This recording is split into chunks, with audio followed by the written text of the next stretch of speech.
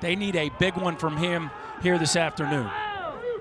His first pitch is a 95-mile-an-hour fastball to Wyatt Langford, who is projected to be a top pick in this summer's draft. 54 hits on the season for Caglione, who was slated to redshirt last year for Florida, but DH'd coming back from injury. To the left side and past Austin Jaslove, not only new catcher, but their third different starting shortstop in his mini games.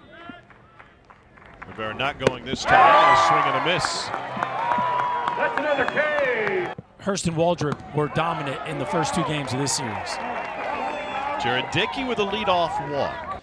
Ish with his release point as a first baseman, and it was leaking onto the mound, and he was starting to lose feel. He's not got his best fastball either from a velo standpoint. There's a second straight 4-pitch walk. Payoff to Merritt. Ball 4, he walked a run in. That one gets all the way to the backstop past Heyman. And Tennessee takes a 2-0 lead without having swung the bat. To third. Run will come home, and Halter able to make the play. Look to be settling in. There it is. Strikeout with the fastball. 3 pitches to take care of Ensley. Does he have the confidence to throw the fastball here?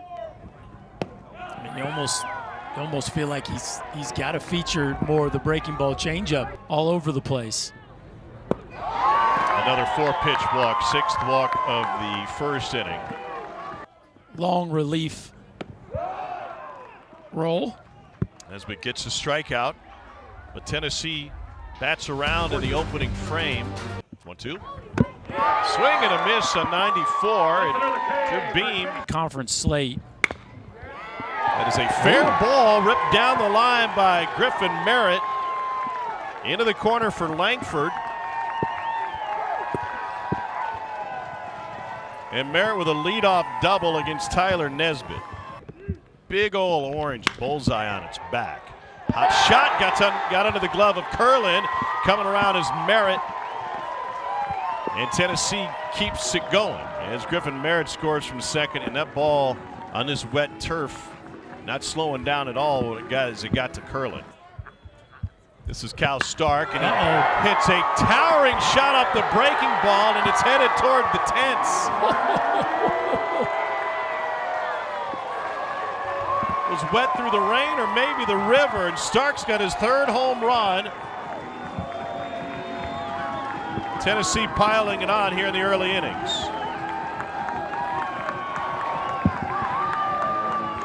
Where'd that thing land?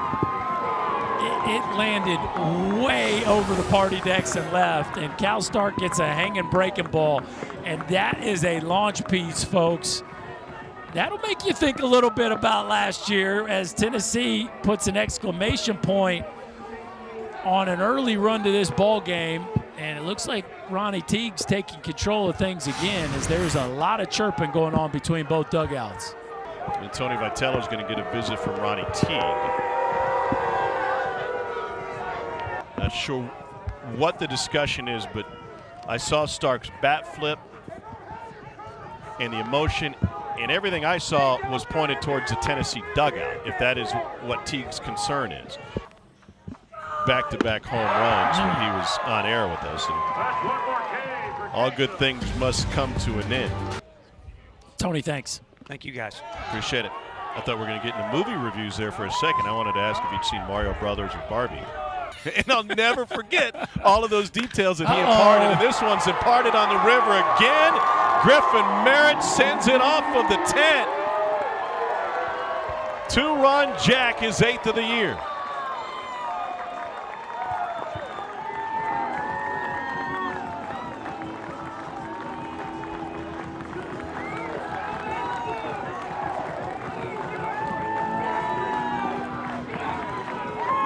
It'll warm you up if you're a Tennessee fan. Welcome back to the lineup. Mr. Merritt now hits in his last 3 at-bats, and that's exactly where he likes it. Down right around the the thighs, and that is a bomb. He needed to pull it another 10 over, Tom. He cost himself $100. He hits the 2/10 down from the hit the deck $100 home run prize. They are, but the conference numbers have been very different as Beam throws a nasty breaking ball there to erase Heyman. Tennessee has these pieces. This one is ripped towards right field, and it will get down for a Colby Halter double. Uh-oh. Wow. Look at that throw by Tears out in right field. That was too much arm. He threw that one off his back leg from the wall. And then he backs it up with that. Strikeout number 6 for Beam. He went 7 strikeouts for Beam. Reminder, there's a 10-run rule after 7 innings. We've seen 11 of those in conference games this year in the league. Deal for this team moving forward. Swing and a miss. Strikeout number 8. Uh-oh. Line drive to right field. Wow. Recovery by Tears. Curveball waved at. Strikeout number 9. 10 of the last 11 have been retired by Drew Beam. Your best odds in a pitching matchup? Yeah, and I think that's a valid argument. I also think, you know, a random announcer trying to make a flight if the correct. airlines would only hold up their end of the bargain. Ball 4. who are ready to swing the bat in the lineup today. Chase one low. They do, and it's a 4-pitch walk. Bringing home Denton. It was 3-0 Tennessee. Popped him up.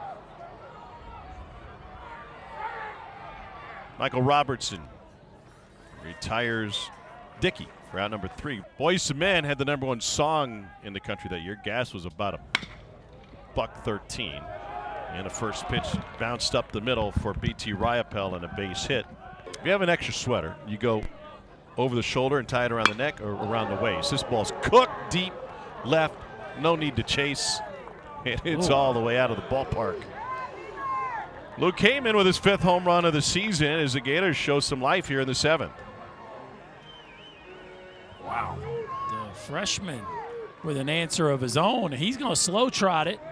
Been in the middle of a little back and forth today with the Tennessee bench, specifically Christian Moore, and that was a no-doubter as the freshman catcher continues to impress with the bat. How about Jared Dickey's reaction? Hanging breaking ball, and yeah, you don't really need to pimp a home run when the left fielder does it for you.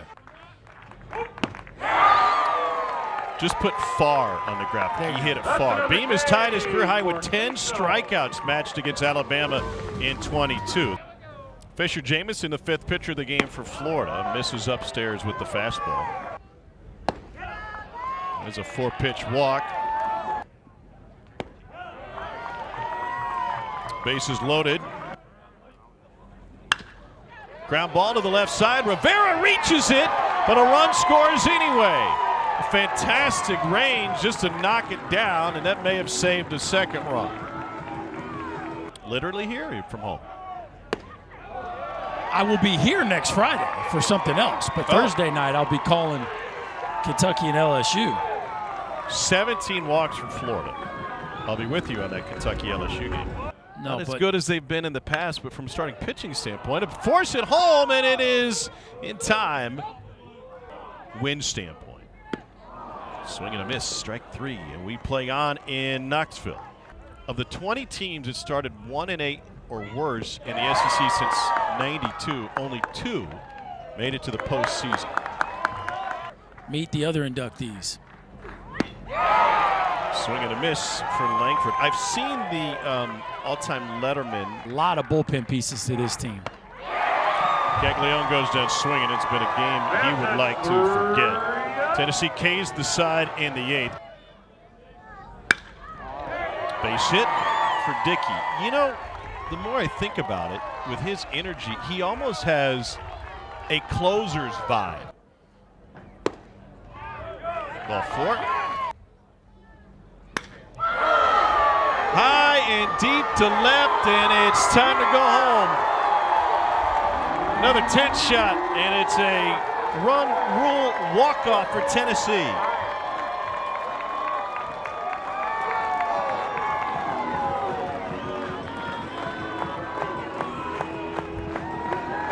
Griffin Merritt with his second home run of the game. He has played his way back into the starting lineup. 3 extra base hits to go with a couple of walks.